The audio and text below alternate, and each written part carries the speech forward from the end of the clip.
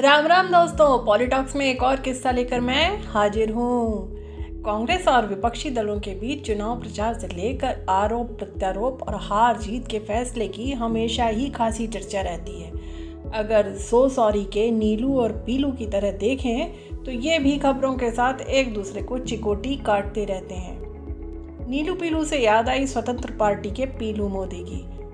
दोस्तों, अब आप इन सज्जन को पीएम मोदी का रिश्तेदार समझने की गलती मत कर बैठना, क्योंकि राजनेताओं की कतार में एक बड़ा और दिलचस्प नाम वाले पीलू मोदी थे तो गुजरात के गोधरा के 2 बार के सांसद, लेकिन उनका ताल्लुक था एक प्रतिष्ठित पारसी परिवार से। आज गुजरात का गोधरा भले ही भिन्न कारणों से जाना जाता हो, पर एक दौर में इसकी चर्चा पीलू मोदी के नाम से जुड़ी थी। पीलू मोदी संसद पहुंचे भी तो उस पार्टी से जिसका जिक्र आम चर्चा में कम, सामान्य ज्ञान की प्रश्नोत्तरी में ज्यादा होता है। स्वतंत्र पार्टी का गठन चक्रवर्ती राजगोपालाचारी ने किया था। पीलू इसके संस्थापक सदस्यों में एक थे। जयपुर की महारानी गायत्री देवी भी इस पार्टी से चुनाव लड़कर संसद पहुंची थी।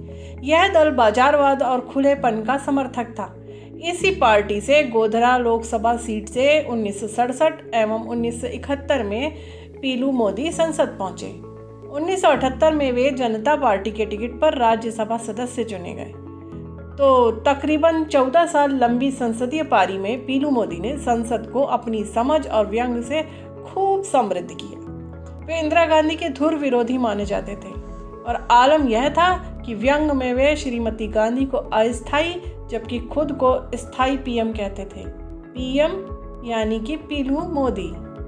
बतौर सांसद उनकी हाजिर जवाबी और जिंदा दिल किरदार से जुड़े किस्से आज भी संसद की गलियारों से लेकर राजनीति के पुराने जानकारों के बीच सुने जाते हैं। तो दोस्तों, इंदिरा गांधी और पीलू मोदी से जुड़ी किस्सा कोई आगे बढ़े उससे पहले अगर आपने अभी तक चैनल को सब्सक्राइब नहीं किया हो तो प्लीज़ कर लें और अपडेटेड जानकारी के लिए बेल आइकन प्रेस जरूर करें।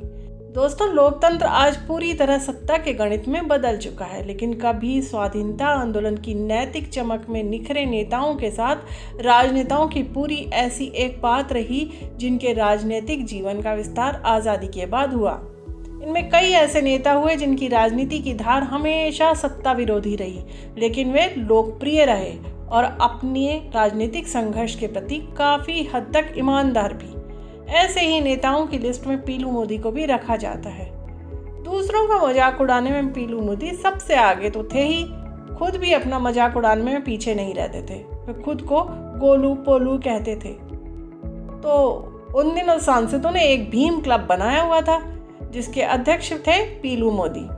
एक बार प्रधानमंत्री इंदिरा गांधी ने पीलू मोदी से पूछा कि आपके भीम क्लब की क्या प्रगति है। इस पर पीलू ने कहा, आपकी पार्टी ने दुबले पतले और भूखे लोगों को टिकट देकर मेरे क्लब को खत्म करवा दिया है। तब ऐसी व्यंग्यात्मक बातें दोनों नेताओं के निजी जीवन में खटास नहीं बढ़ाती थी। कहा तो जाता है कि श्रीमती गांधी संसद में उनके भाषण की कायल थीं। अक्सर वो पत्र लिखकर उनके भाषण की तारीफ करती थीं।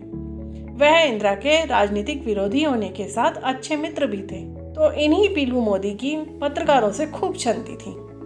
लोकसभा की पत्रकार दीर्घा में बैठे पत्रकारों को सदन में होने वाली कार्यवाही का एरियल व्यू मिलता है और इसी व्यू के चलते कुछ पत्रकारों ने देखा कि जब शाम को इंदिरा लोकसभा में आती हैं तो उनके हाथ में अखबार होता है।